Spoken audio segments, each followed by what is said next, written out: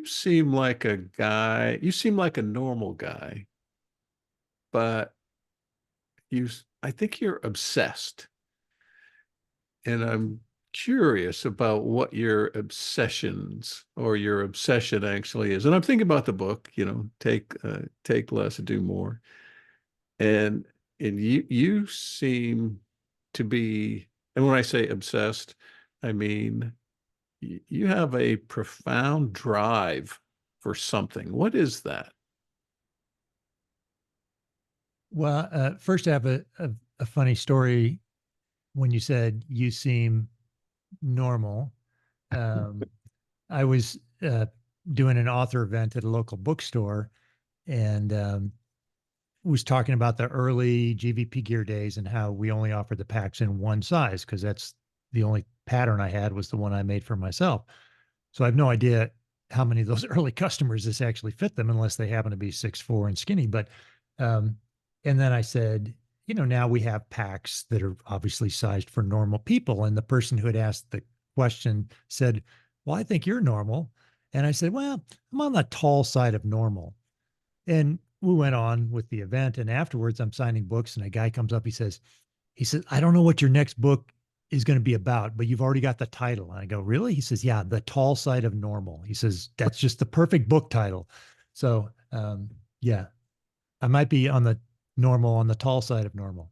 Um, yeah, I think in terms of drive, I don't know, just always been driven. I mean, I know people who are more driven, so I guess it's all relative.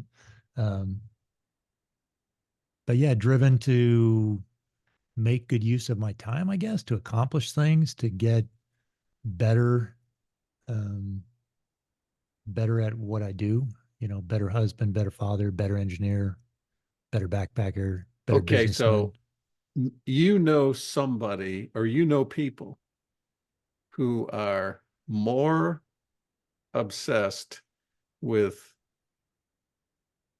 what they take and don't take on a hike than you are. In that specific arena, yeah, probably. Okay. I could name one or two. It's a One or small two. group for sure. Yeah, it's a small group. Yes. I say I've probably thought more about this than most people, is kind of how I You phrase think? it. Yeah. You think? So I don't know very many people who count the coffee beans that they take on a hike. Are you still counting the coffee beans that you take on a hike? Uh, so I currently have my food laid out because I am, packing for a trip. I leave tomorrow, and I have 3 bags, each with I think 8. Oh, this one has some extra. 3, 4, 5, Oh 6, 7, 8, no. 9, 10, 11. Well, there you go. I thought I had 8. Clearly, I'm getting a little sloppy in my old age. Yes. Well, yeah, I accidentally mixed like the chocolate covered raisins in with the chocolate covered espresso beans. And so I might have gone a little high because there's some raisins in there too. So rather than take the raisins out, I added a couple espresso beans. But Yes. yes, I do still count the coffee beans. All right. All right. So I don't know anyone who counts the coffee beans before they go on a hike or before they go camping. So in my world, I'm looking at you, and you're freakishly interested in lightweight. Um, and it felt to me like, and we've talked before, but in the book, it felt to me like um, that has been something that, when did this become important to you? Specifically, like lightening my pack weight. Yes. It was that first backpacking trip in the Sierras with Brian when he got into scouts and I was schlepping a pack that weighed over 70 pounds, which I can't even wrap my head around that now. I mean, I have the pictures to prove it, but it's like I can't even imagine that. So yeah, I thought I think as an engineer, you're always thinking about better ways to do things, which can be frankly annoying to people. I know it is to my wife. I've learned after, almost 42 years of marriage not to suggest to her better ways that she could do the things she's doing. Because she's frankly, based on my experience, not interested in optimizing some things. Um, but yeah, she's used to, it's in all areas of my life, not just backpacking, like the civil engineering. We'll be walking through a parking lot and I'll be going, well, this isn't really an elegant solution for the drainage in this parking lot. I would have designed it differently. Um, and she just kind of rolls her eyes and nods and yeah. But so I think it's kind of the engineering mindset. You're always looking to improve things. Yes. Yes. Okay. So you dallied around this idea of being obsessed. So I'm going to start using the word annoyingly interested in making things better. So I Yeah, or unusually focused on optimizing. I mean, there's many ways you can phrase it. Yeah, but obsessed is such a I like annoying better. annoying. Yeah, to people who aren't Yeah. engineers, it's an annoying trait for sure. It, it I just want to think about this for a minute because, well, let me ask you this question. How important is having something that you are unusually interested in to becoming excellent?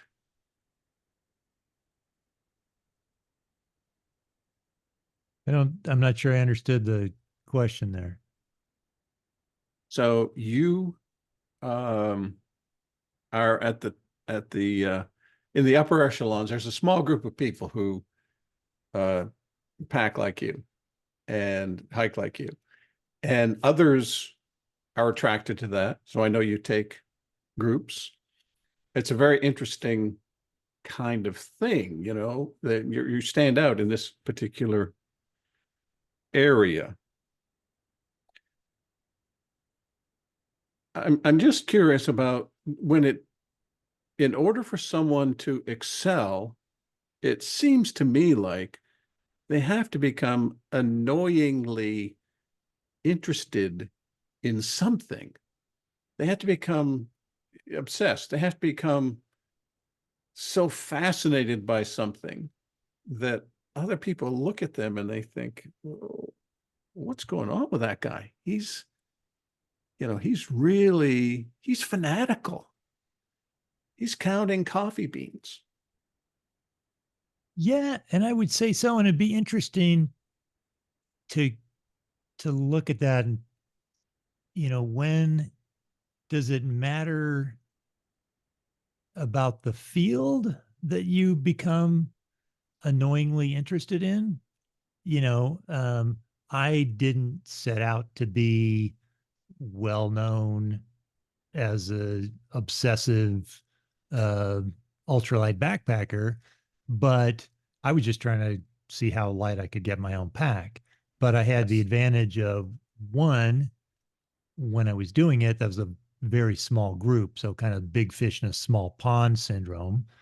And two, I was early in, so you have kind of the first first in concept.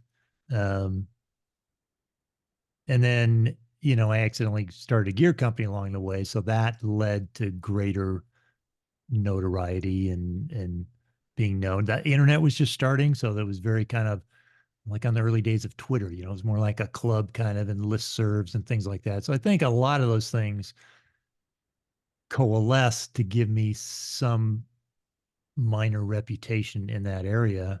Um, if you were obsessively, annoyingly interested in something that a lot of people were, it's probably harder to get a reputation.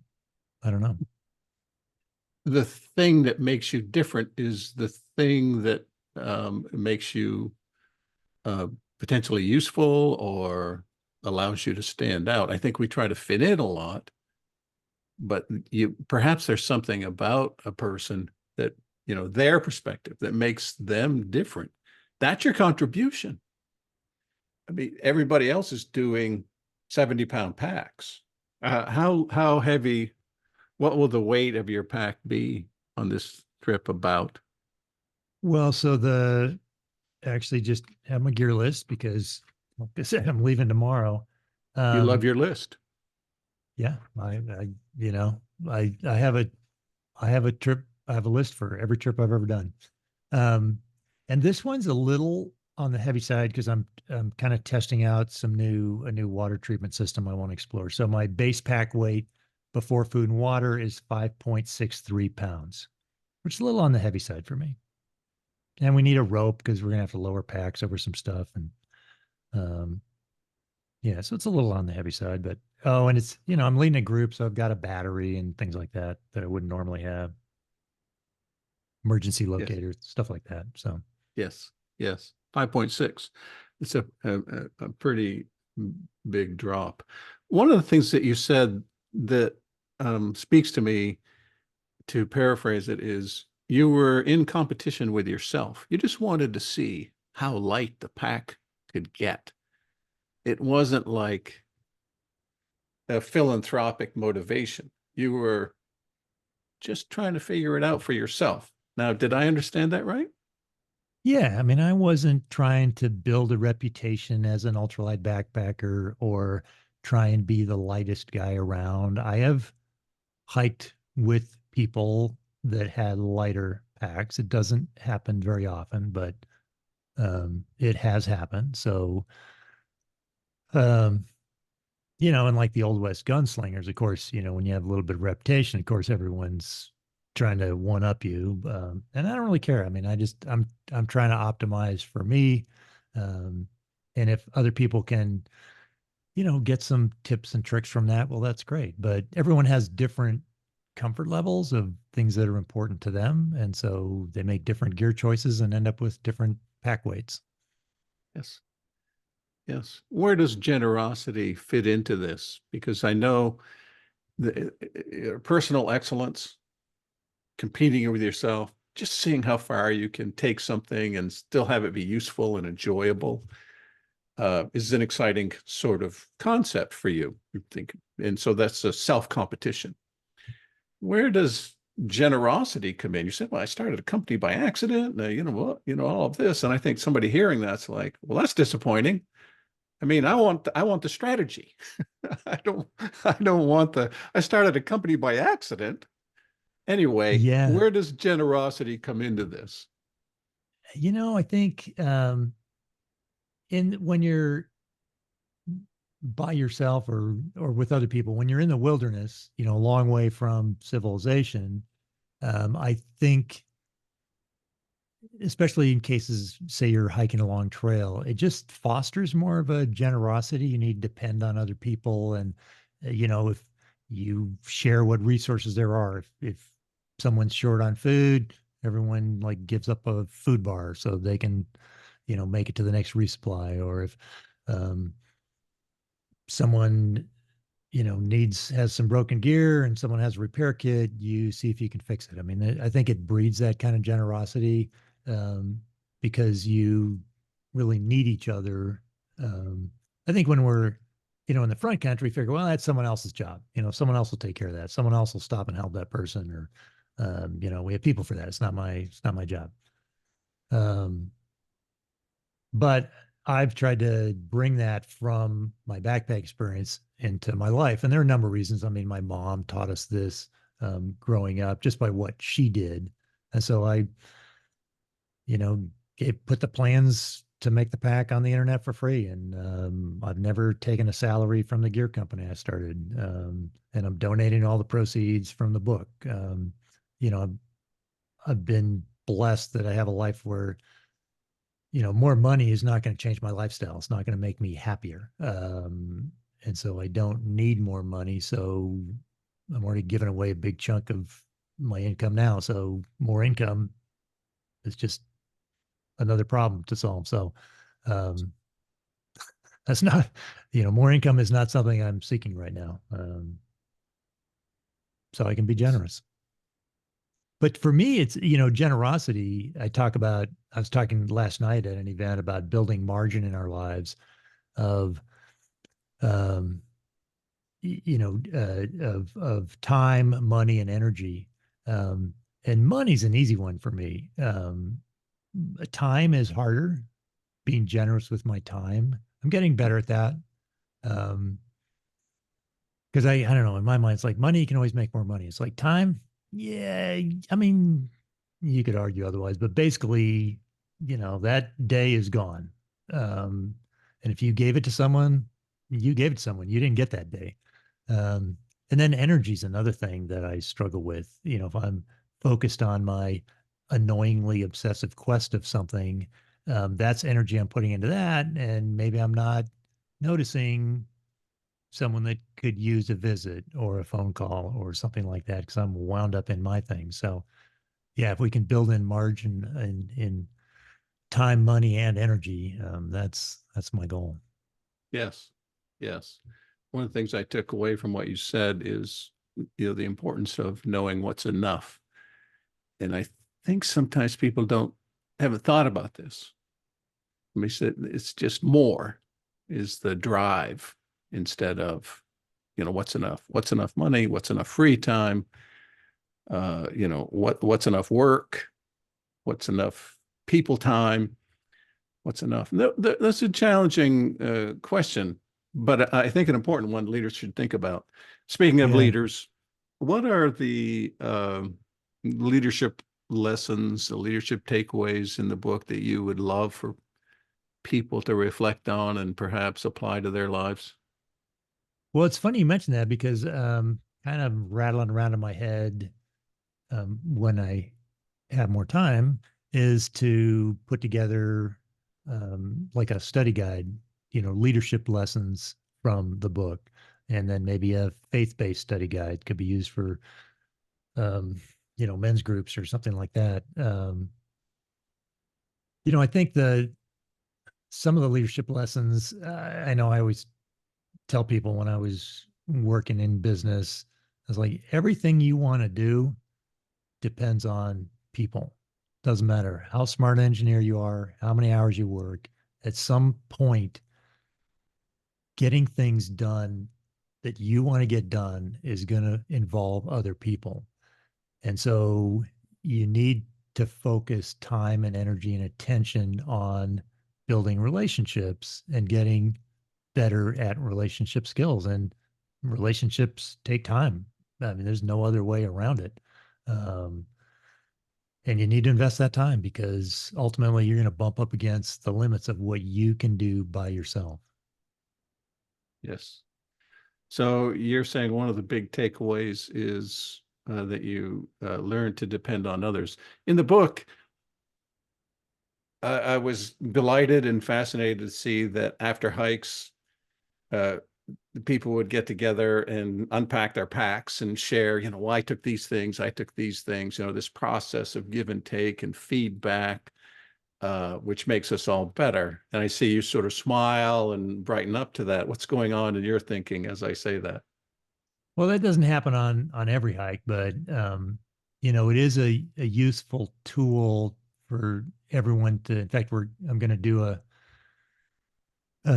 this with a group, Women Who Explore, coming up in June, I think. We're going to go to a park and everyone's going to lay out their gear in a line, and you get to see how different people solved that particular solution. And it's great for backpacking. I think it's great in the rest of life too. If you get that chance to talk to people, I had this problem with an employee and ABC, and if you can talk to other people and see how they solve that problem, that's useful data. You may solve it a little differently, but knowing what other people tools that they've used is a great asset. Yes. I I like to ask people what's working. So many times we talk about what's not working and problems and issues and all of that, and rightly so. You can't ignore them. But I think the thing that does get ignored is what's really working for you. And I see that when you lay the pack out. This is what works for me. This is, you've solved the problems. Here are my, you said it, here are my solutions. This is my solution to the way I want to practice ultralight. So focusing on this is something I think all leaders would benefit from. This, what's working? Tell me how you're solving that issue. Tell me what you did to get the result you wanted. Tell me how that worked. Did you, how close were you to getting what all those kind of questions that I think get neglected in the day-to-day pressures of problem solving and issues and all of that. Well, and that's one of the things I love about Leadership Freak is even if it's not a problem that I'm facing right now, it's kind of like, it's in the back of my mind. Like, so when I come up against that problem, it's like, wait, there was something on Leadership Freak and, um, not just your posts, your wisdom and the people that, books or people you're interviewing, but the comments. I mean, you have such a rabid following that there's a lot of good stuff diving into the comments in your posts too. Yeah. Yeah. Sometimes I want to say, I wish I would have written that, but it turns the conversation to me. So I don't want to do that either. I just want to basically affirm the other person. But sometimes, people come up with things and I think, dang, I wish I would have written it that way. Or I I've didn't think of that. I've It I've happens read every day, really, I've read this. I've read Amazon reviews of my book and read them and gone, wow, that person writes better than I do. And that was just a review. Yes, it's great and humbling, but it's great, which Yeah. leads me to say, get the book, and I have it here. Thanks for signing it, and take less, do more, and leave a review on Amazon. I did. I went and left a review, and it's very helpful to the author if you do that. So uh, buy the book if you haven't already, and then once you're done reading it, leave a review. I'm confident you're going to love the book, filled with great stories and uh, just personal insights and like I didn't know you were in a plane crash. You know, I have a, I have a neighbor across the alley. They came to my event last night and their son is has to be like 3. Yeah, he's 3 years old. And he's fascinated by the plane crash. The picture of the mangled plane. And I'm not sure his fascination, if he's worried about getting on a plane now or he wants some information. His his communication skills aren't quite there at 3 that I can like tease out what his fascination is. But he's really fascinated by that mangled plane. And I will make an offer for Leadership Freak followers and fans if they buy the book and email me at Glen at glenvanpeski.com with their mailing address. I will send them out a signed book plate that they could affix to their copy of the book. all right. Thanks for that. I know people will enjoy that. I like it. When I receive a lot of books. All the books behind me have been sent to me. Uh, I open them up, and the first thing I do is see if the author was signing them. And sometimes they come from a publicist and all of that, and you don't get that. But I always appreciate it and respect it. And sometimes when I loan books, someone will say, "Oh, this book was signed by the author." So like, yeah, it was. So they say, I was very careful, make sure not to, damage it and bring it back all intact and everything. I like But to do anyway, something. I like to do something where I can get in, books that I read that I like are important to me, and I think of other people. It's like, oh, they need to read this book. If I can get a hold of the author and get them to sign the book specifically for that person, mm, um, like I have, like my new favorite book. Francie's tired of hearing me talk about this. Is The Comfort Crisis. mm, Um, and so I was able to get a hold of the author, and you know, David is going to be very excited when he gets this book that I said he's going to enjoy. And it's not just signed by the author; it's specifically messaged to him. yes, So I love yeah, doing that. yeah, fantastic. Fantastic. Well, I want to thank you for your time and thank you for the book. And, I think sometimes we don't appreciate that our story has value, and we're just kind of living our life and we're doing our things. And we don't realize that when we tell our story, it can have an influence on someone else's journey. And I think that's what's happening with the book. And I hope it continues. So thank you so much for your time and for your book. And I wish you the best with it. Thanks, Dan. It's always a pleasure to chat. And uh, the subject of bacon didn't even come up, which No. amazes me.